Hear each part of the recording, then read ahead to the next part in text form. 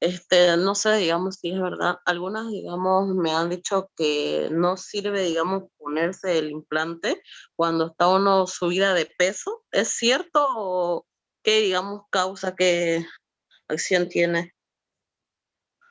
Lo que pasa es que los tratamientos hormonales por lo general hacen incrementar el peso, ¿ya? Entonces es como que estuvieras más o menos ayudando a tu cuerpo a ganar más peso. No es que no sirva, ¿no? Porque mientras más gordito uno, pues más, vamos a decir, más alteraciones metabólicas hay en el cuerpo, pues, ¿no? Entonces, si ya estamos gorditos, es mejor no meterle otro factor que te ayuda a engordar más.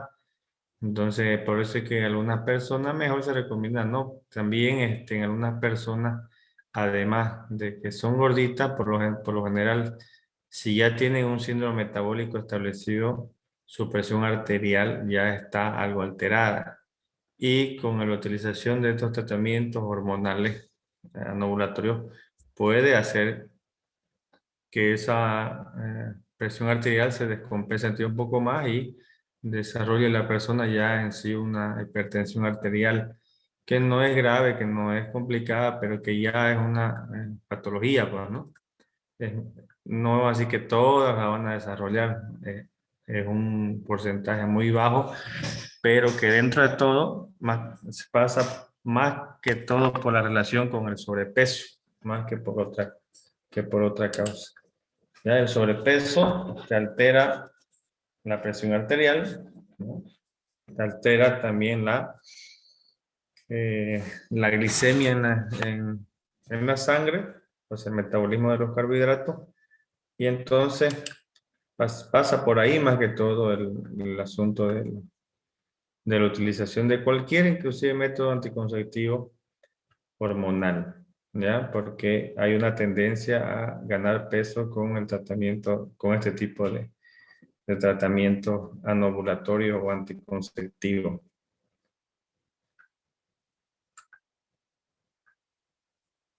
Ya, muchas gracias, doctor. Ok.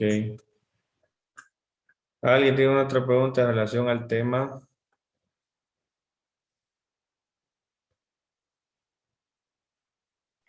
Si no, vamos a Doctor, pasar. Ismael, diga. acerca de los parches también que habló, ¿estos parches anticonceptivos o el parche que no decía el nombre de la dispositiva que tenía colocado, el mismo, ¿no es? No. Este era un antiinflamatorio, así como el parche que utilizan obviamente los deportistas. Sí. ¿Qué pasa? No, que quería preguntarle acerca sobre ese parche anticonceptivo que utilizan obviamente las mujeres. No dije específicamente que sean parches anticonceptivos, dije parches que tienen principios activos como hormonas para hacer principalmente tratamientos que se llaman de reemplazo hormonal. Por lo general en mujeres, por ejemplo, premenopáusicas o menopáusicas, cuando ya hay una alteración de las hormonas femeninas que han descendido y necesitan un tratamiento de reemplazo hormonal para poder disminuir la sintomatología de lo que es el climaterio en las mujeres, ¿no? Entonces, porque algunas mujeres que están en la premenopausia o en la menopausia, tienen sintomatología muy exacerbada, lo que se llaman los famosos bochornos, ¿no? Les viene irritabilidad, sienten mucha calor, les da taquicardia a veces, por el desajuste hormonal, ¿no? Entonces sienten todo ese tipo de sintomatología relacionada con el climaterio. Entonces, se les hace por lo general una medición hormonal y las hormonas están muy bajas, se han bajado muy de golpe, entonces hay que hacer una sustitución hormonal para tratar de nivelar un poco y evitar todo ese cuadro clínico, ¿no?, en los pacientes. Más que todo en esos cuadros anovulatorios no hay. Anticonceptivos no hay en eso. Son tratamientos hormonales para otro tipo de casos. Eso fue lo que yo mencioné.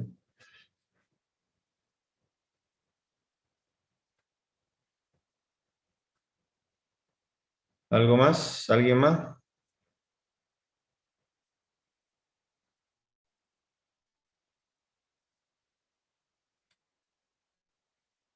Muy bien. Para la próxima clase necesito, estamos hablando para el día de mañana, que cada uno en su presentación del Zoom, su foto de perfil, me ponga una foto real, por favor, de ustedes ya, para ir conociéndolo. Una foto real de cómo son, una foto actual. Por lo menos en fotos los voy a conocer. Pero no quiero, por favor, que pongan algo como lo que tienen ahora, ¿no? Tragando ahí otro con alguna imagen media jocosa. Una foto de ustedes, ya, por favor, en su perfil que aparece aquí en el Zoom. Oye, vamos a pasar a otro tema ya que no hay más preguntas.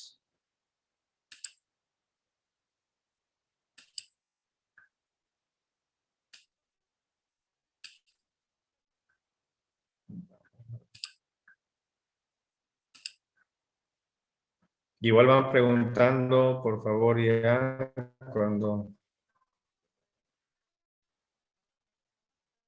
tengan que hacerlo, tengan alguna duda, algo con respecto al tema, van a ir, este tema, la rama de la farmacología, obviamente, que está relacionada principalmente con el estudio de lo que todo ese proceso que sucede con el principio activo o con el medicamento administrado y lo que sucede a su paso por el organismo. O sea, desde el momento que es administrado hasta su eliminación total, hay pasos que sí, hay cosas que suceden con todos los medicamentos o los principios activos que se administran. Entonces, eso es lo que estudia principalmente la farmacocinética. ¿Qué pasa o qué es lo que hace nuestro organismo con ese medicamento, con ese fármaco, una vez que ha sido administrado en nuestro organismo? ¿Ya? Y todo eso tiene que ver, obviamente, con los procesos directamente desde la administración, desde la absorción, desde cómo se distribuye el medicamento en los diferentes tejidos, diferentes líquidos, diferentes compartimientos de nuestro organismo, cómo es que se metaboliza, qué sucede al metabolizarse, si se activan, se inactivan, qué tipo de metabolitos van a producirse, ¿no? Luego de eso ya lo que es la eliminación del fármaco, por qué vías se elimina, ¿no? En forma de qué se elimina, si es un metabolito activo, un metabolito inactivo o algún producto de desecho.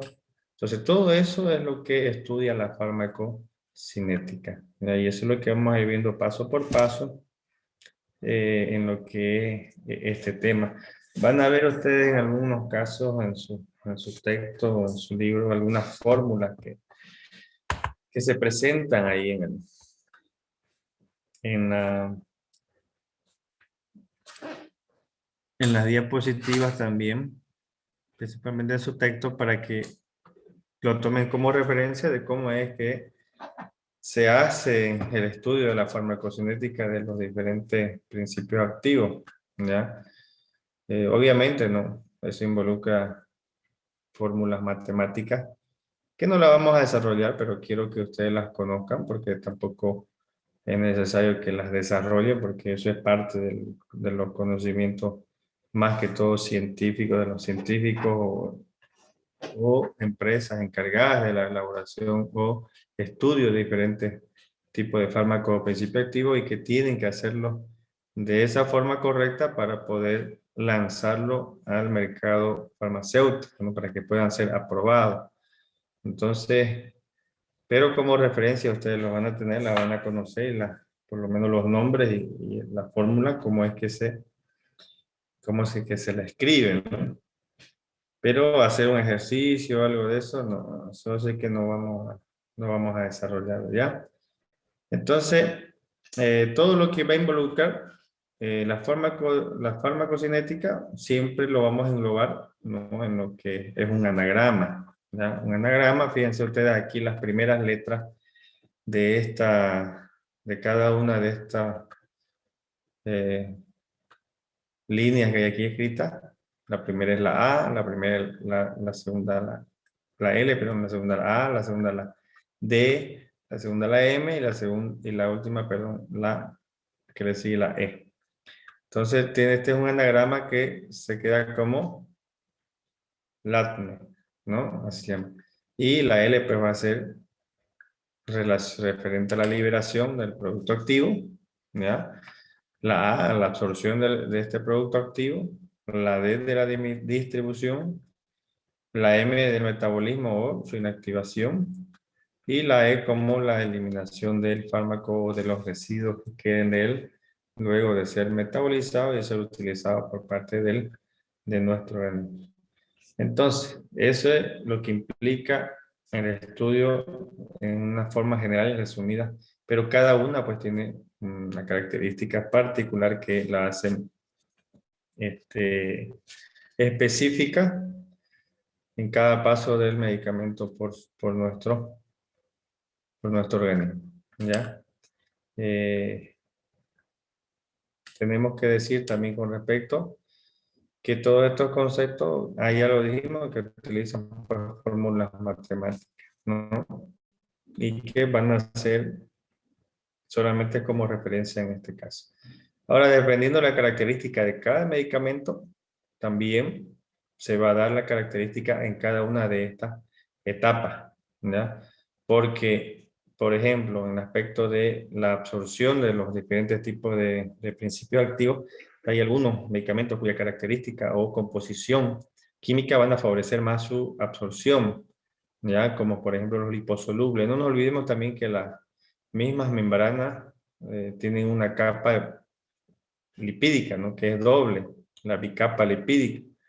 Entonces, al ser una bicapa lipídica, o sea, compuesto por una parte de lípido, pues entonces los principios activos, los químicos, los fármacos que tengan esta misma característica, tienen mayor afinidad y por lo tanto van a tener una mejor absorción, ¿no? Entonces, de acuerdo también de la característica de cada medicamento, de cada principio activo, se va a dar su mayor o menor concentración en el plasma de acuerdo a su absorción o su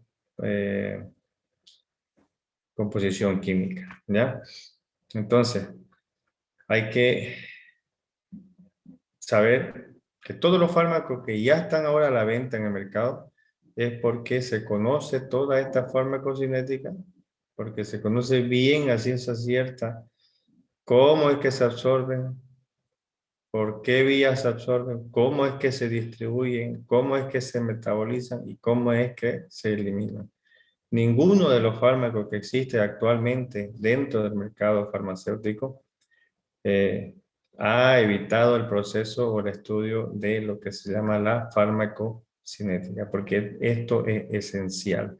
Sin el estudio completo de todo lo que involucra esta parte de la farmacología, pues no estaría ningún medicamento a disposición de lo que es la venta en farmacia. Entonces, vamos a seguir. Esa es una fórmula, no una curva, una cinética que se llama los medicamentos, los principios activos mediante unas curvas que se llaman Michaelis-Menten, ¿ya? Y que muestra realmente una relación en lo que es la relación enzimática y el sustrato.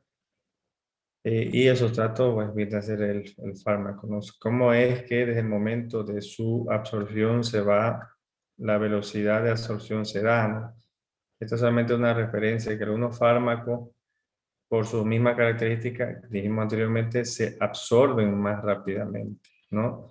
Y al absorberse más rápidamente, van a tener un efecto farmacológico más rápido, obviamente. Entonces, mientras más relación de absorción tenga el sustrato, ¿no? En nuestro organismo, más rápido va a ser su efecto o va a surtir su efecto farmacológico. Pero eso también tiene que ver con la concentración del sustrato en el plasma. Esa concentración se debe específicamente a la dosis administrada del medicamento. Todos los medicamentos que administramos pues tienen una dosis en su composición, ¿no? Esa concentración es lo que se llama la dosis efectiva, o sea, la cantidad del medicamento que va a ejercer el efecto farmacológico que se desea conseguir, ¿ya? Entonces, está en relación más que todo a lo que es la absorción, la velocidad de absorción y principalmente el efecto que queremos conseguir en los medicamentos. De acuerdo a los modelos farmacocinéticos, porque hay varios modelos farmacocinéticos, se habla de 3 tipos, por ejemplo, que son los monocompartimentales, los bicompartimentales y los policompartimentales, que se han descrito, ¿ya? Pero que en todo caso, como referencia, está más que todo en lo que es principalmente la distribución de los medicamentos, de los principios activos en el organismo. ¿Cómo es que se distribuyen en las diferentes partes, en los diferentes tejidos o diferentes líquidos de nuestro cuerpo? En la relación que hay en esa distribución. Porque se dice que, según, por ejemplo, los modelos monocompartimentales, que todos los principios activos, la mayoría de ellos, se distribuyen de la misma manera en todos los tejidos del cuerpo. Entonces, que no habría diferencia en la distribución. Vamos a decir que un medicamento se absorbe y se distribuye en la misma cantidad y de la misma forma en el tejido muscular, en el tejido nervioso, en el tejido de todos los componentes de nuestro órgano. O sea, en todos los líquidos, también en la sangre, en el plasma, en el líquido intersticial, o sea, que llega a todas partes del organismo en la misma proporción. Prácticamente está diciendo que tiene la misma biodisponibilidad en todo el organismo.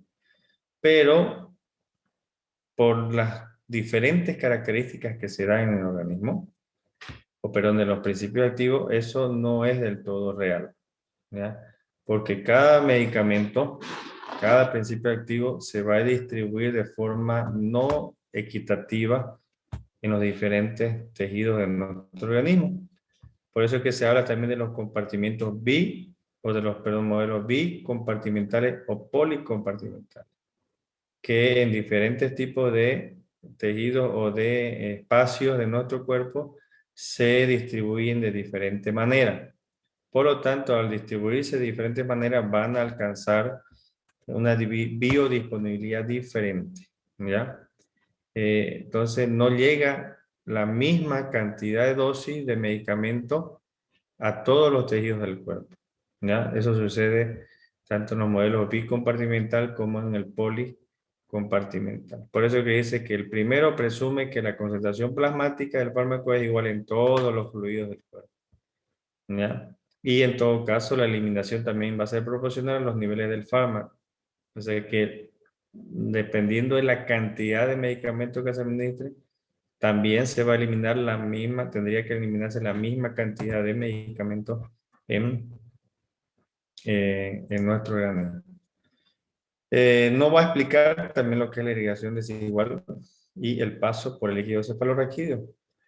Esta parte de aquí, ya sabemos que no todos los tejidos de nuestro cuerpo están igualmente irrigados. Hay órganos que están mayormente irrigados, ¿ya? Y hay otros que tienen irrigación en menor proporción o la irrigación es más lenta en todo caso. Por ejemplo, sabemos que el hígado, los riñones y el cerebro, por ejemplo, son tejidos bastante irrigados, que tienen bastante irrigación sanguínea y la irrigación ahí es rápida, también la velocidad de irrigación es rápida. Y hay otros tejidos como en la piel, por ejemplo, que la irrigación es más lenta, ¿no? Entonces, al haber un diferente tipo de flujo sanguíneo o de irrigación o de velocidad de irrigación en los tejidos, eso también va a dar como resultado la diferente concentración plasmática de los fármacos o de dosis en los diferentes tipos de fluidos o tejidos de nuestro cuerpo. Además está también la barrera hematoencefálica. No todos los medicamentos, son muy pocos los medicamentos que pueden pasar la barrera hematoencefálica y llegar al líquido cefalorraquídeo. Por lo tanto, sabemos que el líquido cefalorraquídeo está en un compartimento, porque es en el espacio que envuelve o que está rodeando todo el sistema nervioso central, ¿no? Y el líquido cefalorraquídeo sirve como amortiguador. Entonces, no todos los medicamentos atraviesan esa barrera hematoencefálica. La concentración, por ejemplo, de la mayoría de los medicamentos en el líquido cefalorraquídeo es nula o en todo caso es muy mínima, ¿no? Entonces, estas teorías no concuerdan del todo, entonces cuando hablamos del mono con los monos compartimentales con una distribución equitativa o igual en todos los fluidos. Lo de los bicompartimentales, hablamos un poquito de los compuestos por una parte central y periférico en base a la irrigación sanguínea. En algunos lados es más alta, en otros más baja o más lenta, por decirlo así.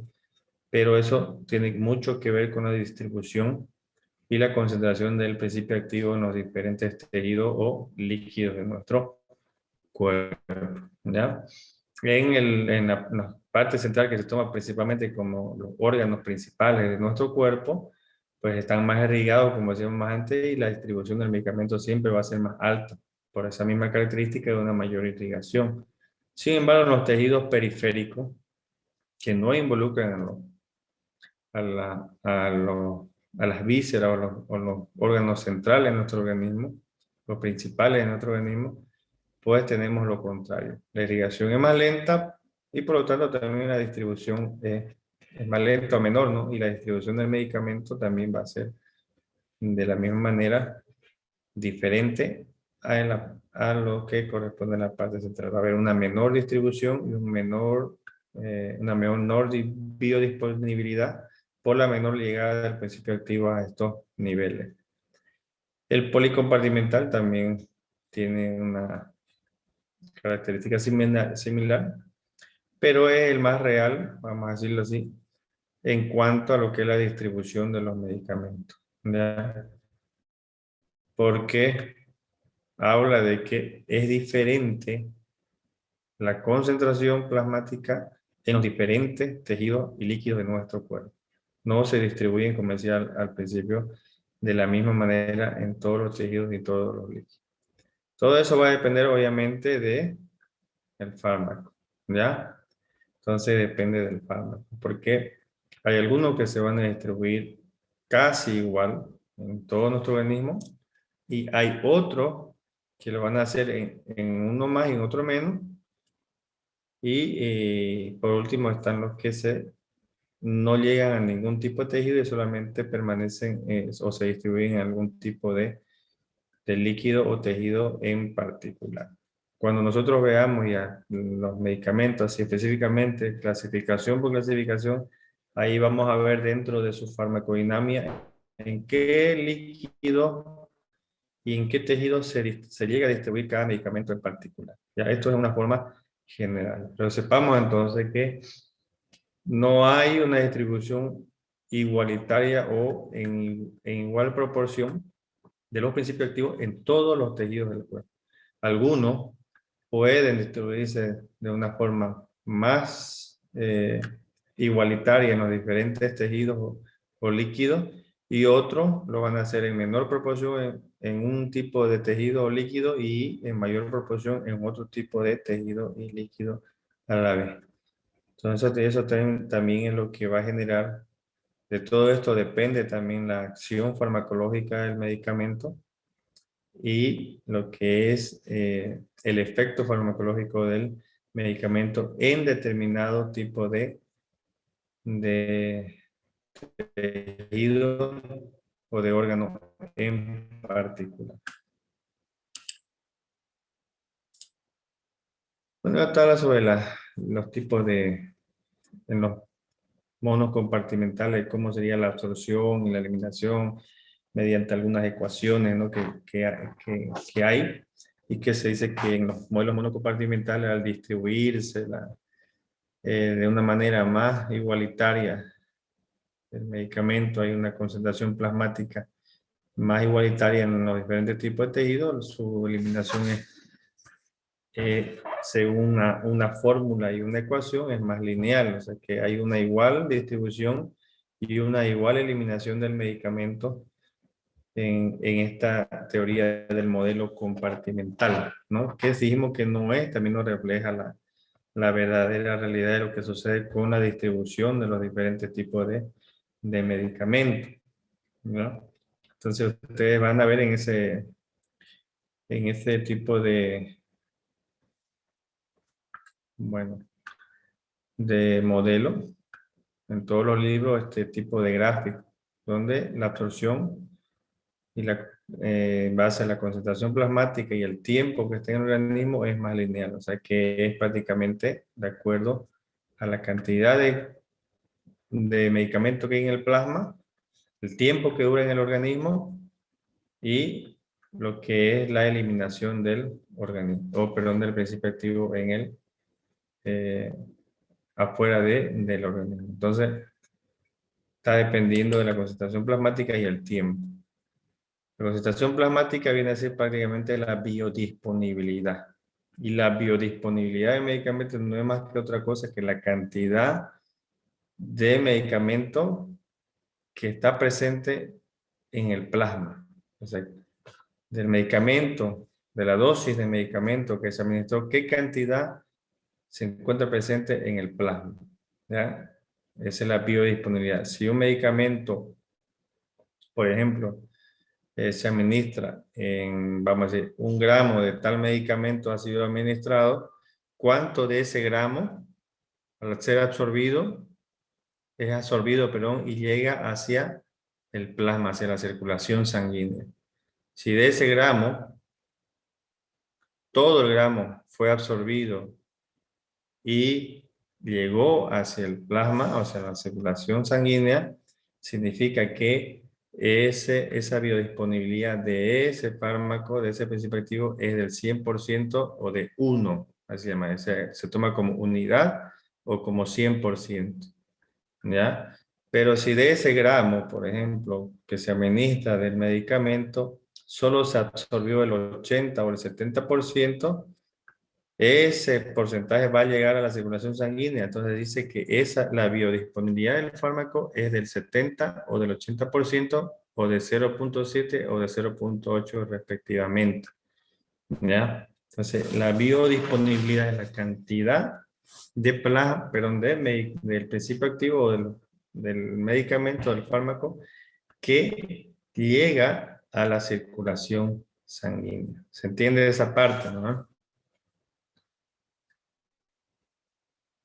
Más o menos. Biodisponibilidad. ¿Quieren que les repita esa parte? Sí, por favor, doctor. Sí, por favor, doctor. Sí, por Ya, favor, bueno, doctor. Ya, la biodisponibilidad, vuelvo a repetir, viene a ser la cantidad de medicamento o de principio activo que llega hacia la circulación sanguínea, ¿ya? Nosotros tomamos un medicamento que contiene cierta dosis. Ya vamos a ejemplificar, ya digamos, con un medicamento así como está en su libro, como lo van a leer en su libro, un medicamento contiene 100 miligramos del principio activo, ¿ya? Cualquiera sea el medicamento, no importa el nombre. Lo que importa ahorita es la dosis. Ese medicamento contiene 100 miligramos del principio activo. Esos 100 miligramos nosotros lo administramos. Digamos que lo tomamos, ¿no? Lo ingerimos por vía oral, llega hacia el intestino delgado y ahí se va a disgregar, se va a desintegrar y se va a disociar para ser absorbido. De esos 100 miligramos que llegaron hasta ahí, hasta el intestino, la cantidad que se absorba y llega hasta el torrente circulatorio, o sea, hacia la circulación sanguínea, a eso se conoce como biodisponibilidad. Si de los 100 miligramos se absorbieron 100 miligramos, quiere decir que la biodisponibilidad en el plasma sanguíneo de ese medicamento es del 100% o de 1. ¿Ya? Así que se toma como unidad o como de 100%. Entonces yo me tomé un medicamento con 100 miligramos del principio activo, se absorbieron los 100 miligramos y llegaron los 100 miligramos al plasma sanguíneo, entonces tengo una biodisponibilidad de 100 miligramos o de 100% o de 1. Pero si de ese mismo medicamento o de otro medicamento que tiene 100 miligramos, se absorben solamente 80, van a llegar 80 miligramos al plasma, a la circulación sanguínea. Significa que de los 100 no pasaron más que 80, el 20% no se absorbió. Entonces, ese 80 que llegó al torrente sanguíneo significa que tiene un 80% de biodisponibilidad o de 0.8. Entonces, vuelvo a repetir, biodisponibilidad es la cantidad del principio activo que llega hasta la circulación sanguínea después de ser absorbido. ¿Ya? Eso sucede, vamos a ver entonces en cada tipo de medicamento, cuando veamos también la clasificación, por ejemplo, amoxicilina, su biodisponibilidad de la amoxicilina es del 90%. Quiere decir que el total de la dosis que ingerimos, el 90% de esa dosis llegó a la circulación sanguínea. Y ese 90% de la dosis es la que va a ejercer el efecto farmacológico, que en otras palabras va a ser la dosis efectiva. O sea, esa dosis es suficiente para conseguir un efecto farmacológico en nuestro organismo. ¿Ya? Entonces, biodisponibilidad, cantidad. ¿Ya? Y efecto o dosis efectiva, la cantidad del medicamento que va a lograr el efecto farmacológico que nosotros queremos conseguir. ¿Se entiende ahora esa parte de biodisponibilidad? Ahora sí, doctor. Perfecto, doctor. Sí, doctor, gracias. Muy bien. Entonces, tenemos que ver muy en cuenta, se toma esa concentración plasmática, esa biodisponibilidad, para también la distribución y eliminación del medicamento en los diferentes tejidos de nuestro organismo. Eso es lo que más o menos trata de explicar esto de los modelos monocompartimental, bicompartimental, ¿no? ¿Qué cantidad de medicamento llega a cada tipo de tejido o de líquido de nuestro organismo? Porque de la sangre, o sea, la cantidad de dosis o de medicamento que llega a la circulación sanguínea, no olvidemos que la sangre va, ¿no?, circulando, y al ir circulando pues se distribuye entre los diferentes tejidos y por lo tanto la misma cantidad, el tejido, el principio activo se va distribuyendo también, pero no todos los medicamentos se distribuyen en la misma magnitud, en la misma cantidad en los diferentes tejidos del cuerpo. Como le dije, en algunos se va a distribuir una mayor cantidad y en otros en una menor cantidad o en una mediana cantidad, y en algunos tejidos o líquidos no va a haber ninguna cantidad del medicamento.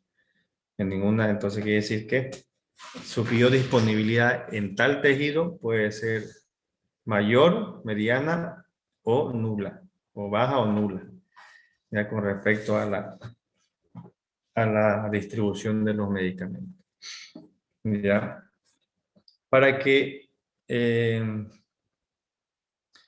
cuanto a lo que es la farmacocinética en los medicamentos no lineal, o sea que hay una distribución y una eliminación que no es igual del medicamento o del principio activo, ¿ya? O sea que hay diferentes etapas en su distribución y también en su eliminación. Entonces hay factores que van a intervenir. ¿Ya? Uno de ellos es la absorción polifásica. ¿Qué significa la absorción polifásica? Que el medicamento, al estar absorbiéndose, dependiendo de la vía por la cual lo hemos administrado, no se absorbe de igual manera en el tiempo que va a ser absorbido. Por ejemplo, si un medicamento tarda 1 hora en ser absorbido, en el transcurso de esa hora van a haber periodo de tiempo en el que se va a absorber en una máxima cantidad, luego va a decrecer un poco su absorción para luego elevarse a otro pico de máxima absorción. Eso significa absorción polifásica.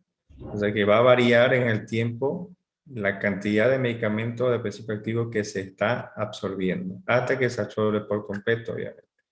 Entonces, si tenemos un medicamento que se absorbe en distinta cantidad en un lapso de tiempo, quiere decir que a la sangre también van a llegar picos de dosis máxima y va a decrecer y luego otra vez va a aumentar en la circulación sanguínea la cantidad de dosis disponible. Pues en otras palabras, de su biodisponibilidad. ¿Se entiende esa parte? Sí, doc. Ya, entonces la absorción polifásica se va a dar en picos de absorciones máximas, decrece la absorción, o sea, disminuye un poco la absorción y luego hay otros picos de absorción del medicamento hasta que se absorbe completamente. La naturaleza del fármaco, dijimos, si son los fármacos que tienen, o principios activos que tienen características, por ejemplo, liposolubles o que son liposolubles, se absorben con mayor facilidad hacia nuestro organismo, hacia el interior de nuestro organismo. Cuando termine la clase, ¿qué hora es ahorita? ¿Se quieren conectar otro rato más para seguir avanzando? Porque recién estamos empezando. Sí, doctor. Se vuelven a conectar entonces, ¿ya? A mí. Entonces, la naturaleza del fármaco tiene mucho que ver en su absorción, ¿ya? Y también en la parte de, ya sea de alta o de baja irrigación sanguínea, de acuerdo al tejido por donde se está absorbiendo o por qué vía lo hemos administrado, también tiene mucho que ver, ¿ya? En las concentraciones, por ejemplo, tópicas, en los fármacos tópicos de acción local, se absorbe muy poco, porque ahí también la irrigación no es tan favorable, es más baja a nivel de la piel. Entonces, por eso es que no llegan casi al interior de nuestro organismo y ejercen acción tópica solamente. Sin embargo, por las otras vías, que si la endovenosa es más directa, por ejemplo, una absorción total, y en la enteral, por vía oral, es